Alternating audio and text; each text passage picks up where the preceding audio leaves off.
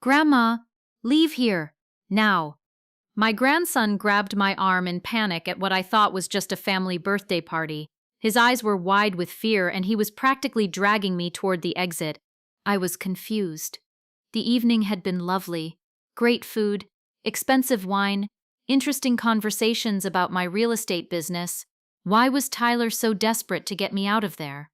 Please, he whispered urgently, just trust me. Something's very wrong.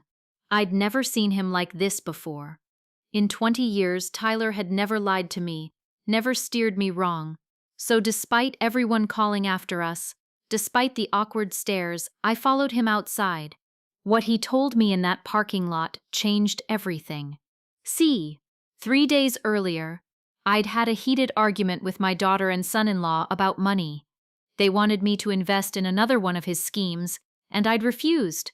The confrontation got ugly, and they'd stormed out of my house.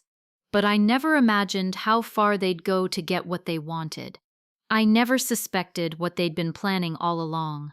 And I definitely never expected to discover just how many people were involved in what happened next. By the time this story is over, you'll see how a simple family disagreement turned into something so much darker, how trust can be weaponized, how desperation can drive people to unthinkable acts, and how sometimes the people you'd least expect become your greatest allies.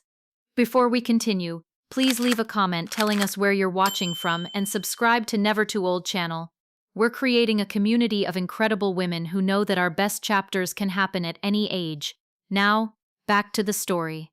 The front door slammed so hard it rattled the picture frames on my hallway wall. Julie stormed into my living room without so much as a hello, her heels clicking sharply against my hardwood floors like gunshots. Mom, we need to talk, right now. I set down my afternoon tea and folded the property management newsletter I'd been reading.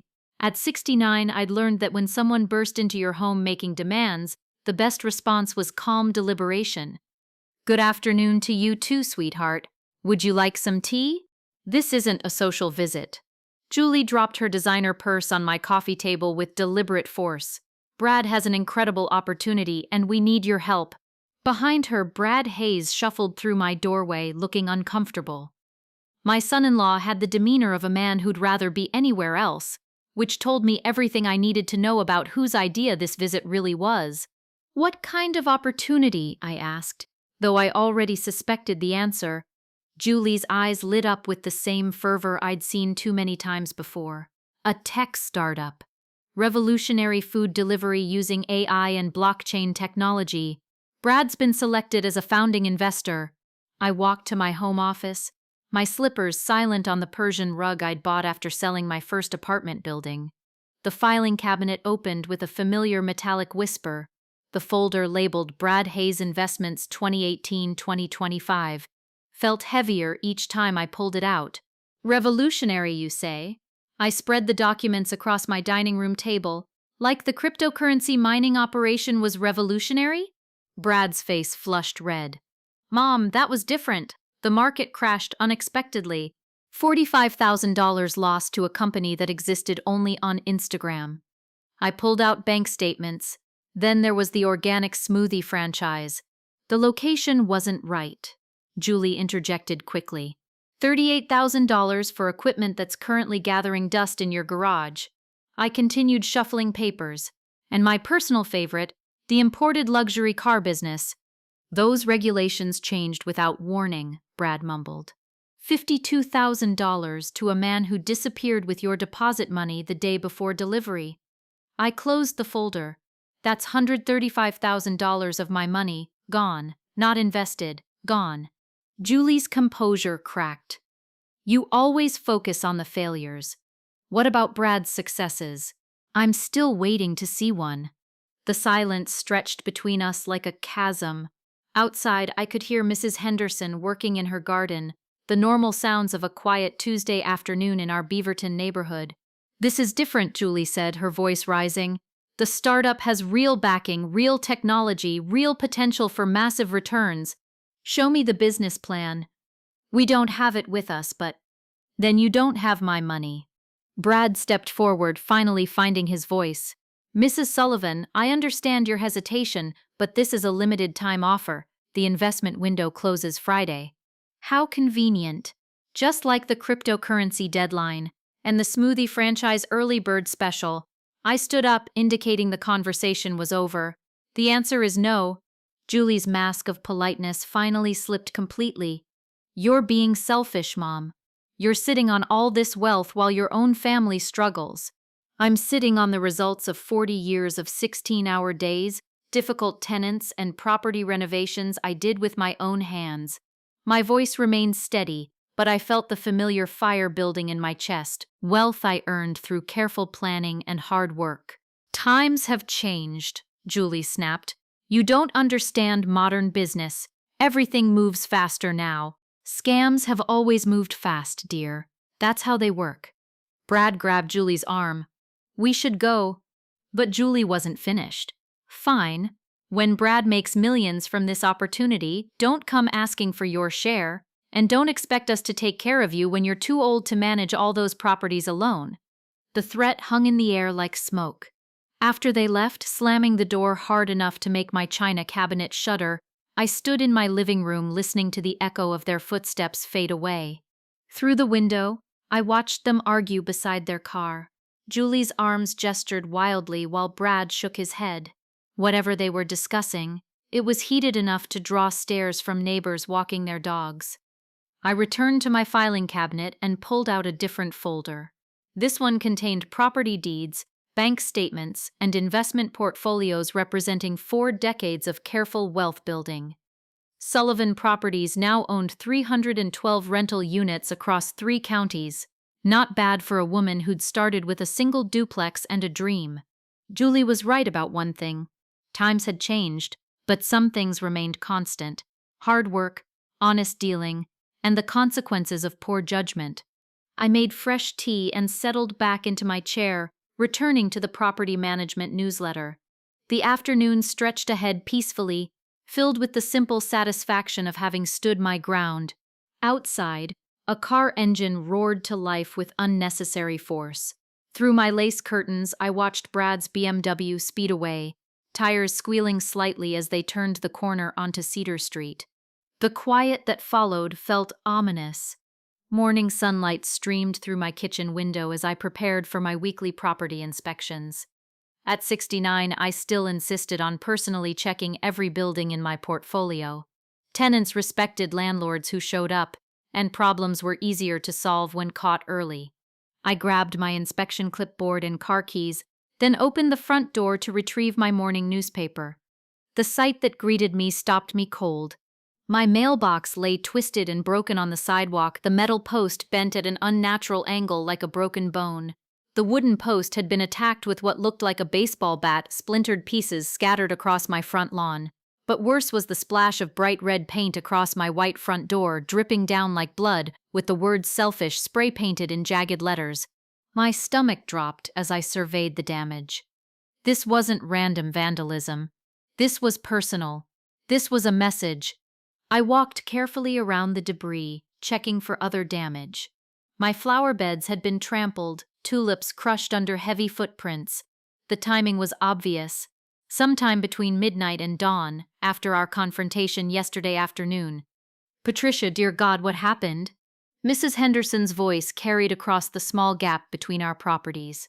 She stood on her porch in her morning robe, coffee mug in hand, staring at the destruction with genuine shock. Vandalism, apparently. I kept my voice steady, though anger burned in my chest. I heard the noise around 2 a.m., thought it might be raccoons getting into garbage cans again. She stepped closer to her property line. There was a car idling on the street for a while, dark-colored sedan. I almost called the police, but then it drove away. The timeline crystallized in my mind. 2 a.m. vandalism. A waiting car. The personal nature of the attack. Someone had come prepared with spray paint and a weapon, targeting my home specifically after yesterday's confrontation. Did you see who was driving? Mrs. Henderson shook her head.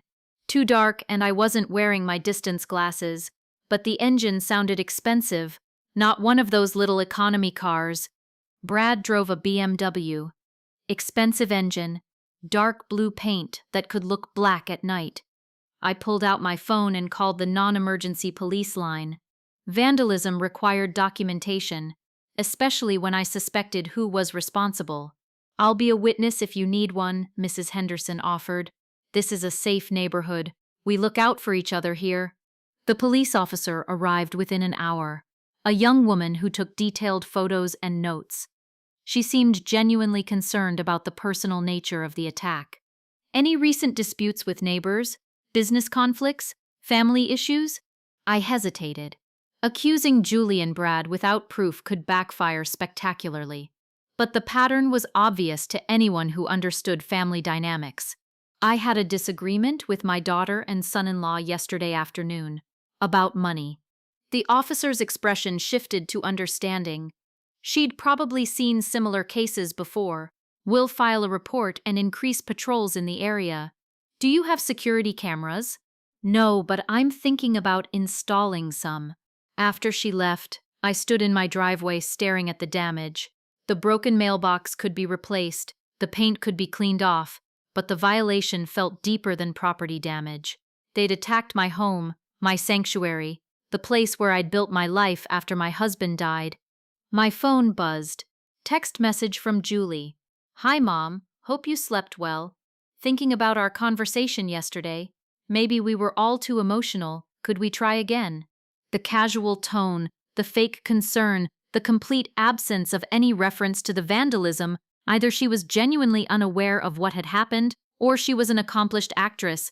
I decided not to respond immediately. Instead, I called the property management company I used for maintenance emergencies.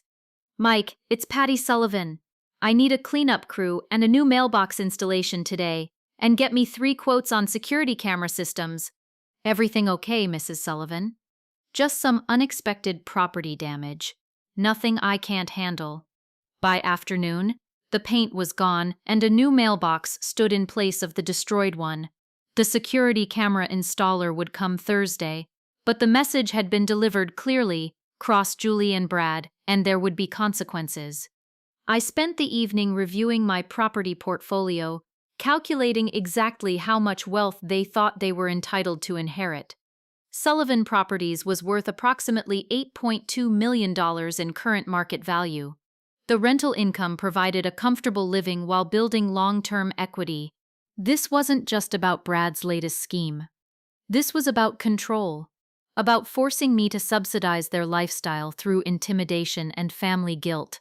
My phone rang at 9 p.m., Julie's name on the caller ID. "Hi, Mom.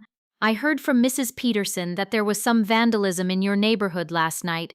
Are you okay?" Mrs. Peterson lived 4 houses down.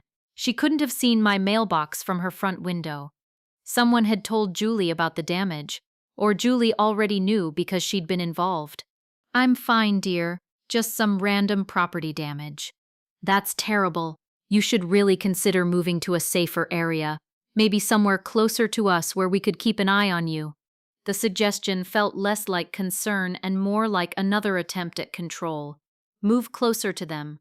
Become more dependent, more vulnerable to pressure. "I'm very happy where I am." "Well, if you change your mind, we know a great realtor who specializes in senior housing transitions."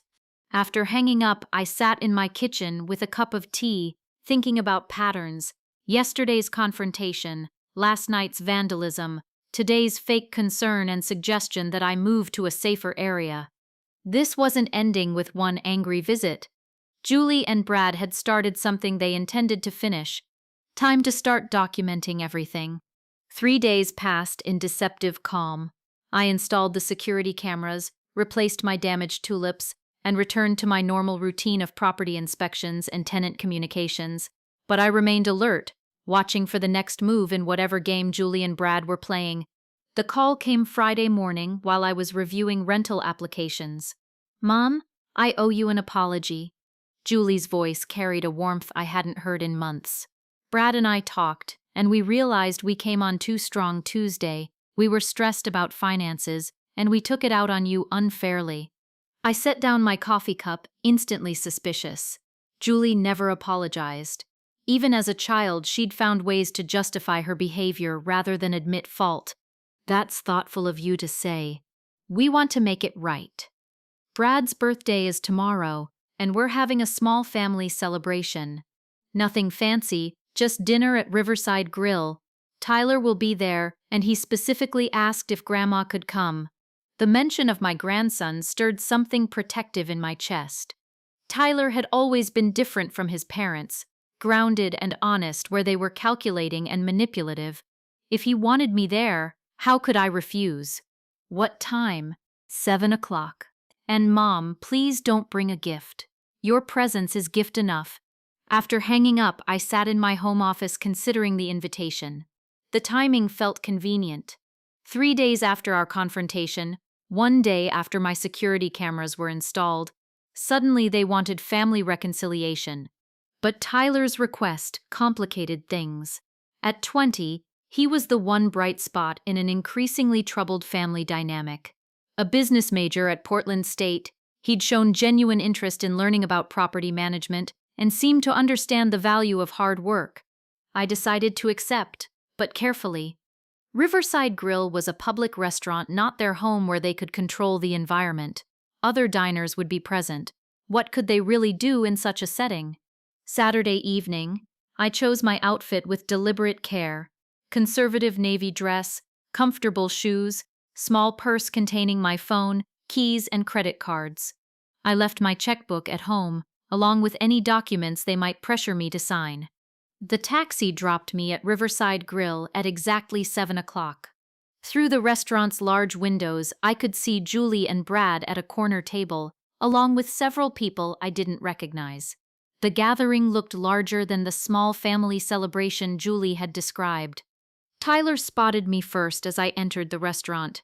At 20, he'd inherited his grandmother's height and his grandfather's steady demeanor. His smile when he saw me was genuine, untainted by his parents' recent manipulations. "Grandma Patty!" He wrapped me in a hug that felt like the most honest greeting I'd received all week. "I'm so glad you came. Wouldn't miss your father's birthday, sweetheart. How are finals going?" "Brutal, but manageable. I've been thinking about our conversation last month about property valuation methods. I have some questions for you later." Julie appeared beside us, wearing an expensive dress I'd never seen before. "Mom, you look wonderful. Come meet everyone." The table had been set for 10 people, not the intimate family dinner I'd expected. Brad's colleagues from his latest consulting job sat alongside neighbors I vaguely recognized. The wine selection impressed me, bottles that probably cost more than most people's weekly grocery budget. "Mrs. Sullivan, so wonderful to finally meet you." A man in an expensive suit extended his hand. "Brad's told us so much about your real estate empire. Quite an accomplishment for someone who started with nothing." The comment felt loaded, though I couldn't identify exactly why. How did Brad's work colleagues know details about my business background? As dinner progressed, the conversation repeatedly returned to real estate investments, market trends, and retirement planning. The questions felt rehearsed, as if these people had been briefed on topics designed to engage me in discussion. "Tyler tells us you built your portfolio through incredible discipline," one woman commented. "Always paying cash, never over-leveraging. Such old-school wisdom in today's credit-driven market." I glanced at Tyler, who was focused intently on his dinner, not participating in the real estate discussion. Something about his posture suggested discomfort. The wine flowed freely throughout the meal. My glass seemed to refill itself whenever I wasn't paying attention, though I'd only taken small sips. Julie and Brad kept proposing toasts. To family, to success, to second chances, to the future. By the third course, I felt unusually relaxed despite my earlier caution. The wine was exceptional, smooth and rich, probably aged longer than some of the dinner guests had been alive. Even my suspicions about the evening's true purpose seemed less important now. "Grandma, could I talk to you privately for a minute?" Tyler's voice cut through my wine-induced haze. "Outside?" Something in his tone triggered an alarm I'd learned to trust over 40 years in business. When someone you trusted completely suddenly sounded urgent, you listened. "Of course, sweetheart." I started to rise from my chair, but Julie immediately appeared beside me. Tyler, what's wrong? We haven't even had cake yet. Just need some air. The restaurant's pretty warm. Brad stepped closer, his smile never wavering. Son, your grandmother was just starting to relax. Why don't you wait until after dessert? But Tyler's expression had changed. Gone was the easy college student demeanor, replaced by something that looked like fear mixed with determination. Grandma, we need to go outside, right now. The desperation in my grandson's voice sobered me instantly. In 20 years, I'd never seen Tyler look genuinely frightened. Confused? Yes. Frustrated with his parents, certainly. But never this kind of raw urgency. I think I could use some fresh air too, I said, beginning to stand despite Julie and Brad's hovering presence. Mom, don't be ridiculous. Julie's cheerful facade cracked slightly. We have a special dessert coming, and there are people here who want to talk business with you.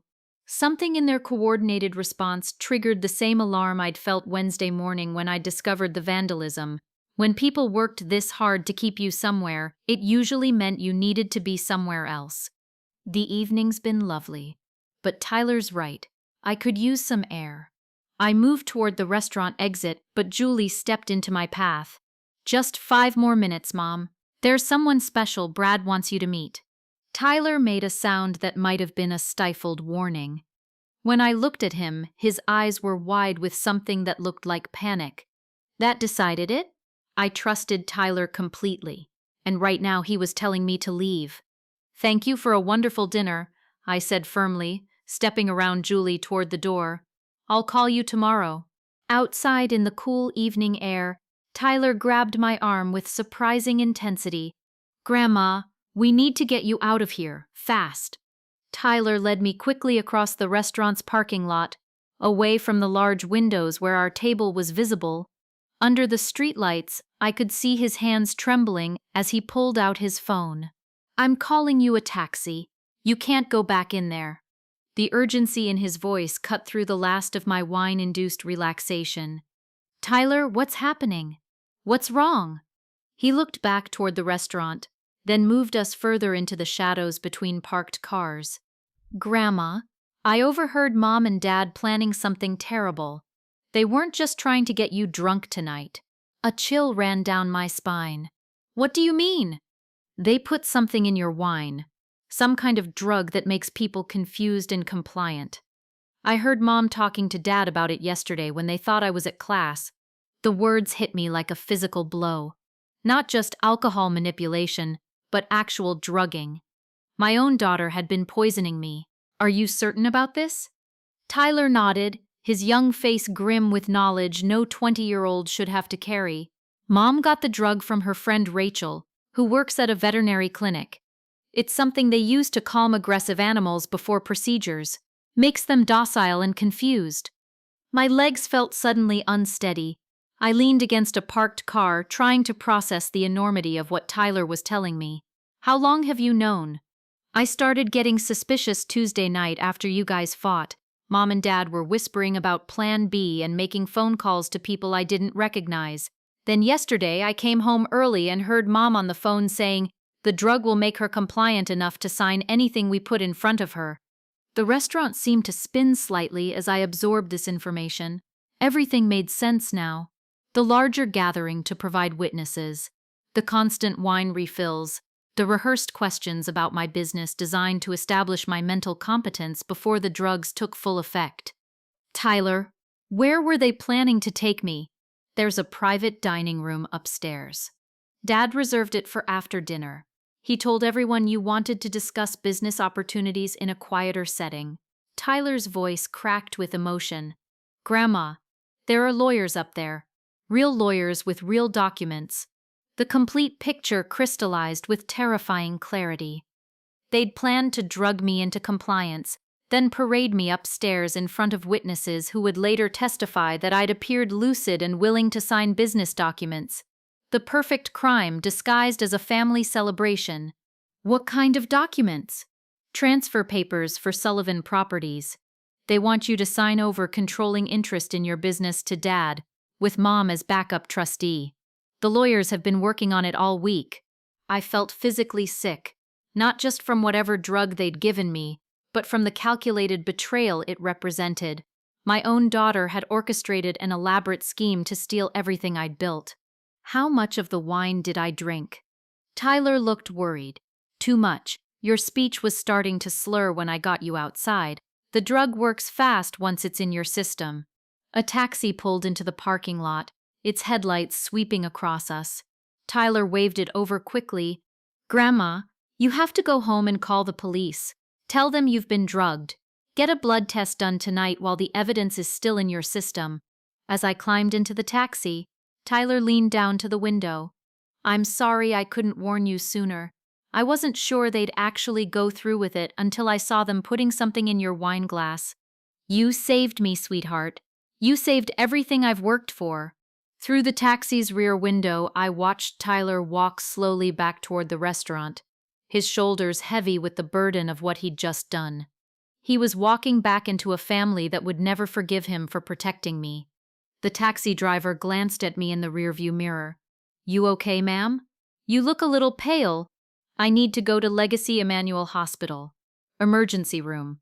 As we drove through the night streets of Portland, I used my phone to call 911 and report that I'd been drugged at Riverside Grill. The dispatcher took detailed information and promised to send officers to both the restaurant and the hospital. By the time we reached the emergency room, I could feel the drug's effects more strongly.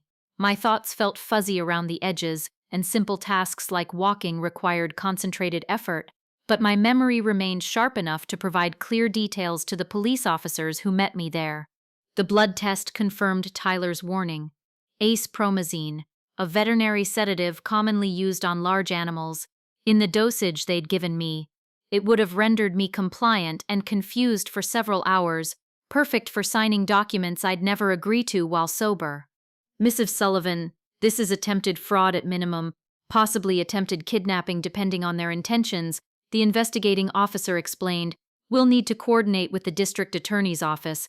I gave them Tyler's contact information and detailed statements about the evening's events. The restaurant's security cameras would provide additional evidence of the drugging, and the private dining room reservation would support the premeditation charges. At 2 a.m., a nurse helped me to a taxi for the ride home. The drug was wearing off, but exhaustion had replaced the confusion. As we turned onto my street, I saw police cars parked outside Julie and Brad's house 6 blocks away. My phone buzzed with a text from Tyler. Police arrested Dad. Mom's being questioned. I told them everything. Are you safe? I typed back with fingers that still felt clumsy. Safe at home. Thank you for saving me. I love you. Love you too, Grandma. Mom and Dad will never forgive me, but what they tried to do was wrong. Sitting in my kitchen at 3 a.m. with a cup of tea, I stared at the security camera monitors I'd installed just days earlier. The screens showed empty driveways and quiet streets, but I knew everything had changed. My daughter had tried to drug and rob me. My son-in-law faced criminal charges, and my grandson had sacrificed his relationship with his parents to protect me. This wasn't over. Julie and Brad might face legal consequences, but they'd also face something else, the systematic destruction of every lie they'd built their lives upon. Time to show them what happened when you declared war on someone who'd built an empire from nothing. Tomorrow, I would start fighting back. Monday morning brought the kind of crisp autumn air that usually energized me for a full day of property management tasks. Instead, I sat at my kitchen table with newspaper clippings, police reports, and a growing sense of cold determination. The Portland Tribune's business section contained a small article. Local real estate executive faces fraud charges.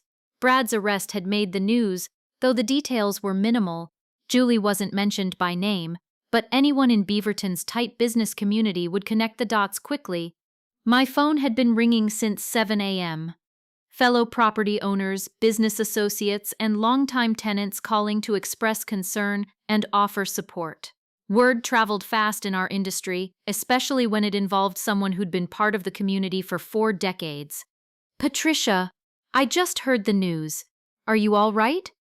This from Harold Martinez, who owned 12 commercial properties downtown and had been my friendly competitor for 20 years.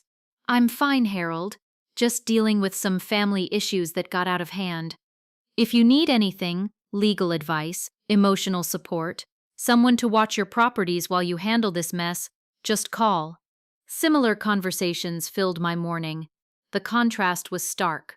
While strangers offered genuine help, my own daughter had tried to drug and rob me. The irony wasn't lost on me. By noon, I'd received calls from 6 different attorneys offering their services.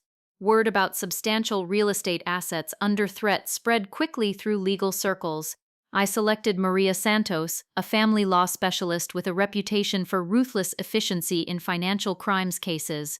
Mrs. Sullivan, the criminal charges are just the beginning, Maria explained during our afternoon meeting. We need to protect your assets immediately. Your daughter has power of attorney for medical decisions, correct? Yes, but only medical. We need to revoke that and establish new legal protections. People who attempt financial fraud once will try again, especially if they avoid serious criminal penalties. Maria's office overlooked the Willamette River, and as we talked, I watched barges moving slowly downstream. Steady progress, like building a business one property at a time, like dismantling someone's life, one documented lie at a time. There's something else, I said. Before we focus on legal protection, I want to understand exactly how deep their deception goes. Maria raised an eyebrow. What do you mean? Saturday night wasn't their first attempt to manipulate me. They've been planning this for weeks, maybe months. I want to know everything they've done, everyone they've involved, every lie they've told. That could get expensive. Private investigators, financial audits, background checks. I can afford it, and I suspect what we find will be worth the investment. Maria made notes while I explained about Brad's failed businesses, the pattern of bailouts, Julie's expensive lifestyle that didn't match their supposed financial struggles, and the sophisticated legal trap they'd prepared at the restaurant. This level of premeditation suggests they had help, Maria observed. The veterinary drugs, the lawyers, the private dining room reservation. Someone with legal knowledge guided this plan. That possibility hadn't occurred to me, but it made sense. Julie worked in financial services but didn't have the legal expertise to structure a complex fraud scheme. Someone had coached them through the process. Can we find out who? Absolutely. Financial fraud cases often involve networks of accomplices. The district attorney will pursue those connections as part of the criminal investigation, but we can conduct our own parallel inquiry.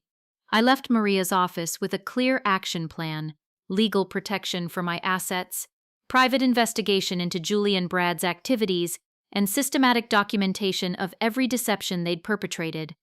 But first, I had a more immediate concern. Tyler hadn't returned my calls since Saturday night. I drove to Portland State University and found him in the student union, hunched over textbooks with the exhausted look of someone who hadn't slept in days. When he saw me approaching, relief flooded his young face. Grandma, I was afraid to call. I didn't know if the police needed me to avoid contact or something. I sat beside him, noting the worried glances from other students. You did the right thing, Tyler. You saved me from something terrible, but I destroyed my family in the process. His voice carried a weight no 20-year-old should bear. Mom won't speak to me. Dad's in jail, and it's all because I couldn't keep my mouth shut. Tyler, look at me. I waited until he met my eyes. Your parents tried to drug me and steal everything I've worked for. You didn't destroy the family. They did. Mom says you're overreacting. That Dad was just trying to get business advice and things got miscommunicated. The casual lie infuriated me, but I kept my voice steady. Did you tell the police about the veterinary drugs, about the lawyers upstairs, about the transfer documents? Yes, but Mom says I misunderstood what I heard. Julie was already working to gaslight her own son, making him doubt his own perceptions and feel guilty for protecting me. The calculated cruelty of it made my chest burn with anger. Tyler, I had a blood test Saturday night. The hospital found acepromazine in my system. That's a veterinary sedative. There's no miscommunication about being poisoned. His shoulders sagged with a mixture of relief and sadness. Relief that his perceptions had been correct. Sadness that his mother was capable of such deception. What happens now? Now we make sure this never happens to anyone else. Your parents have been running schemes for years, taking money from people who trusted them. It's time for consequences. I told Tyler about the attorney, the private investigator, and the systematic inquiry into his parents' activities. His expression shifted from worry to something that looked like grim satisfaction. "There's more you should know," he said quietly. "Things I didn't tell the police because I wasn't sure they were relevant. Tell me everything."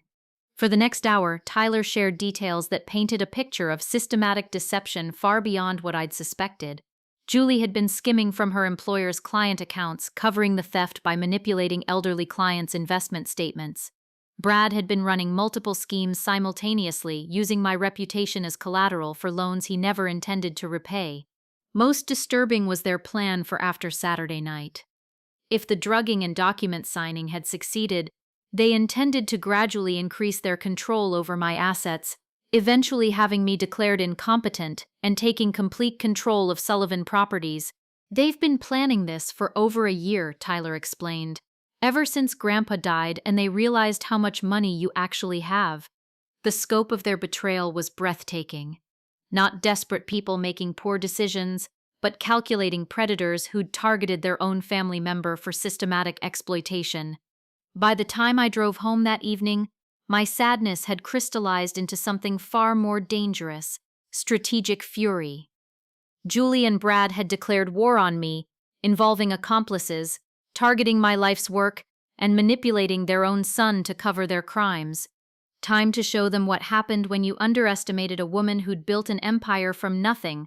I pulled out my laptop and began creating files, one for each person they'd defrauded, one for each business they'd damaged, one for each lie they'd told using my reputation as collateral. By morning, I would know exactly who deserved to learn the truth about Julie Sullivan Hayes and Brad Hayes. The systematic destruction of their lives would begin with systematic exposure of their lies. Wednesday morning, I sat in my study, surrounded by 3 bankers' boxes filled with evidence. Maria Santos had worked quickly. The private investigator's preliminary report painted a picture of fraud that extended far beyond Saturday night's drugging attempt. Julie had been systematically stealing from Pinnacle Financial's elderly clients for 18 months, manipulating investment statements to hide missing funds. The scheme totaled nearly $400,000 in theft, all covered by falsified paperwork that would eventually implicate her in major securities fraud. Brad's activities were equally damning. He'd used my business reputation to secure loans from 6 different lenders, none of whom knew about the others. The total exposure was $280,000 in fraudulent debt, all guaranteed by claims that Sullivan Properties would back his investments. But the most infuriating discovery was their network of accomplices. Rachel Morrison from the veterinary clinic had provided the ACE promazine. Attorney James Fletcher had prepared the property transfer documents. Financial planner Kevin Walsh had structured the asset seizure strategy. A conspiracy involving medical professionals, lawyers, and financial advisors, all designed to rob an elderly woman of her life's work. "The evidence is overwhelming," Maria explained during our morning meeting. "The district attorney wants to expand the charges to include racketeering. This wasn't just fraud, it was organized criminal activity." "What about the accomplices?" "Rachel Morrison has already agreed to cooperate in exchange for reduced charges. She's providing details about how Julie recruited her and what drugs were supplied. James Fletcher is fighting the charges, but his law license is in serious jeopardy." I studied the financial records spread across Maria's conference table. "What about the people they've already victimized? The clients Julie stole from, the lenders Brad defrauded?" That's where things get interesting. Most of the victims don't know yet. Julie's been maintaining the fiction that their investments are performing normally. Brad's been making minimum payments on the fraudulent loans using money from new schemes. An idea began forming, cold and precise. What would happen if the victims learned the truth simultaneously? Maria's eyes sharpened. Financial panic. Julie's clients would demand immediate account audits. Brad's lenders would call in their loans immediately. The house of cards would collapse in a matter of days. How quickly could we contact all the victims? Patricia, I have to advise caution here. Vigilante justice can backfire legally. The district attorney's office prefers to control information flow in cases this complex. I understood Maria's concern, but she didn't understand the depth of my anger. I'm not talking about vigilante justice. I'm talking about truth-telling. These people deserve to know they've been victimized. What exactly do you have in mind? I opened my laptop and showed Maria the spreadsheet I'd compiled overnight. 18 clients Julie has stolen from, 6 lenders Brad has defrauded, all their contact information, account details, and documentation of the specific crimes committed against them. You want to notify them directly? I want to give them information they need to protect themselves. What they do with that information is their choice. Maria reviewed my spreadsheet, her expression shifting from concern to grudging admiration. This is remarkably thorough. How did you compile all this? 40 years in business teaches you how to research financial relationships. Plus, the private investigator was very thorough. If we do this, it has to be done carefully. Anonymous tips, documented evidence only, no emotional appeals or personal attacks. I had already prepared the packages, 18 manila envelopes for Julie's victims, each containing copies of account statements, bank records, and documentation proving the theft of their money. 6 packages for Brad's lending victims, showing the web of fraudulent guarantees and false collateral claims. Professional courier service? Maria asked. Same-day delivery to all 24 recipients. They'll have the evidence by 5 p.m. today. Patricia, you understand this will destroy Julie and Brad completely? Their careers, their finances, their reputations, everything? I thought about Saturday night, the careful planning, the veterinary drugs, the lawyers waiting upstairs, the systematic effort to steal 40 years of my work through fraud and manipulation. They destroyed themselves when they chose to become criminals. I'm just making sure their victims have the information they need. The courier service picked up the packages at 2 p.m. By evening, 18 elderly clients would discover their trusted financial advisor had been stealing from them. 6 lenders would learn their loan guarantees were fraudulent. The network of lies Julie and Brad had built would collapse under the weight of documented truth. My phone rang at 6:30 p.m. Unknown number. Mrs. Sullivan? This is Margaret Chen from Pinnacle Financial. I received some very disturbing information about Julie Hayes today. Margaret was one of Julie's elderly clients, a retired teacher whose life savings Julie had been systematically stealing. What kind of information, Margaret? Bank records showing money missing from my investment account. Nearly $30,000 over the past year. The documentation suggests Julie has been transferring funds to personal accounts without authorization. Have you contacted Pinnacle Financial's management? I called immediately. They're launching an emergency audit of all Julie's client accounts. Other clients have been calling with similar concerns all afternoon. Similar conversations filled my evening. Julie's victims comparing notes, discovering the scope of their losses, coordinating their response. Brad's lenders were equally active, demanding immediate loan payments and threatening legal action. At 9 p.m., Tyler called. Grandma, something's happening.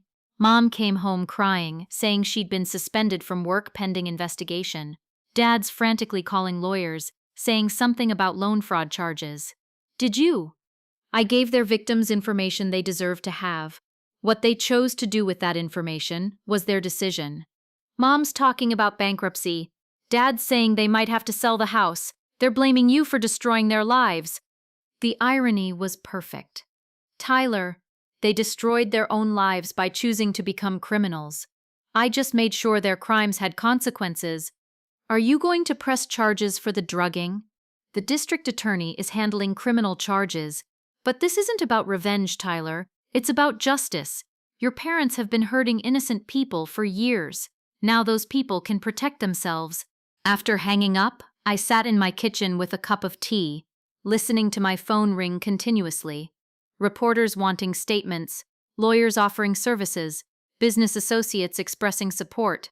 Through my window, I could see Mrs. Henderson working in her garden under the porch light, normal life continuing while Julie and Brad's world collapsed around them. Tomorrow would bring more consequences. Pinnacle Financial would fire Julie and report her to law enforcement. Brad's lenders would demand immediate payment of $280,000 in fraudulent loans. The house of cards they'd built through lies and theft would finish collapsing. But tonight, I felt something I hadn't experienced since Saturday's drugging attempt. Peace. Justice wasn't revenge. It was accountability. And after years of enabling their failures, I'd finally stopped protecting Julie and Brad from the consequences of their choices. The phone rang again. This time, I recognized the number. Harold Martinez, my longtime business colleague. Patricia, I've been hearing disturbing rumors about your family situation. Are you all right? I'm fine, Harold. Better than I've been in years. If you need anything, business support, character references, someone to handle property management while you deal with this situation, just ask. The contrast was striking. While my daughter faced criminal charges for stealing from elderly clients, my actual peers in the business community were offering genuine support and assistance. Family wasn't about blood relations, it was about trust, loyalty, and shared values. Julie and Brad had forfeited their place in my family when they chose to drug and rob me. Tyler, who'd risked everything to protect me, remained family. The rest could face the consequences of their choices alone. 2 weeks later, I sat in my kitchen reading the morning paper with a satisfaction I hadn't felt in years. The headline read, "Local financial advisor sentenced to 5 years for elder fraud." Julie had pled guilty to 18 counts of securities fraud. Brad received 3 years for loan fraud and conspiracy. Both faced restitution orders totaling nearly $700,000, money they didn't have and never would. Rachel Morrison lost her veterinary license. James Fletcher was disbarred. The entire conspiracy had unraveled exactly as I'd planned. Tyler knocked on my front door at 10 a.m., looking healthier than he had in months. "The house sold yesterday," he said, settling into the chair across from my kitchen table. "Mom and Dad are moving to a studio apartment in Gresham. Dad's working at a furniture warehouse. Mom's applying for retail jobs. How are you handling all this?" Honestly, I'm relieved. Living with their schemes and lies was exhausting. Now everything's out in the open. What about college? Tyler smiled, the first genuine happiness I'd seen from him since this ordeal began. "That's why I'm here. I want to work for Sullivan Properties while I finish my business degree. Learn the real estate business from someone who built it honestly." My chest warmed with pride. I'd like that very much. "There's something else. Mom asked me to give you this." He handed me a sealed envelope. Inside was a single sheet of paper with Julie's handwriting. "I'm sorry for what we tried to do to you. You were right about everything. Please take care of Tyler. No excuses, no justifications, just acknowledgement and a mother's final request. She knows she lost the right to ask you for anything," Tyler explained, "but she still loves me enough to make sure I'm okay." Through my window, I watched Mrs. Henderson watering her flowers. Life had returned to normal rhythms, but everything had changed. I'd learned that family meant Tyler, who'd risked everything to protect me. It meant neighbors like Mrs. Henderson, who'd witnessed vandalism and spoken truth. It meant business colleagues who'd offered genuine support. It didn't mean people who'd drug you and try to steal your life's work, regardless of blood relations. "Tyler, how would you feel about learning property management from the ground up, starting with maintenance calls and tenant relations?" His face lit up. "I'd love that. I want to build something real, something honest, like you did." That afternoon, we drove to my first rental property, a small duplex I'd bought 40 years ago with borrowed money and determination. The same building where Sullivan Properties had begun. "This is where it all started," I told Tyler as we stood on the front porch. "One property, one tenant, one honest transaction at a time. And now? Now it's yours to learn from and eventually inherit. If you want it."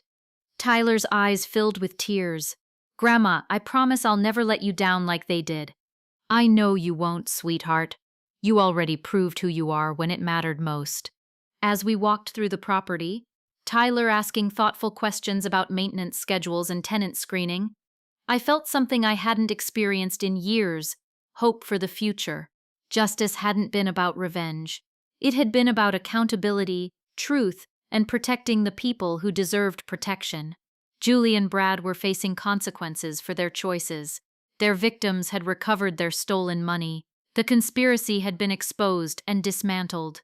Most importantly, Tyler had learned that integrity mattered more than easy money, that building something real required hard work and honest dealing. Standing in the late afternoon sunlight with my grandson, I realized the greatest victory wasn't destroying Julie and Brad's lies. It was ensuring the next generation understood the difference between right and wrong. Sullivan Properties would continue with someone who shared my values. The empire I'd built would survive in honest hands. That evening, Tyler and I sat on my front porch, planning his training schedule and discussing property management strategies. Mrs. Henderson waved from her garden. Business colleagues called with new opportunities. Life moved forward, built on truth instead of lies, honesty instead of schemes. Sometimes the greatest kindness was refusing to enable destructive behavior. Sometimes love meant letting people face the consequences of their choices. Julie and Brad had chosen fraud and manipulation. They'd earned imprisonment and bankruptcy. I'd chosen truth and accountability. I'd earned peace and the respect of my community. Tyler had chosen integrity over family loyalty. He'd earned a future built on solid ground. As the sun set over Beaverton, I understood that justice served was healing completed. The story was finished, but the legacy would continue in honest hands. So, that's my story. I'd love to hear what you think. Was my response to Julie and Brad's betrayal justified? Or did I go too far in exposing their crimes? Let me know in the comments and subscribe for more stories like mine.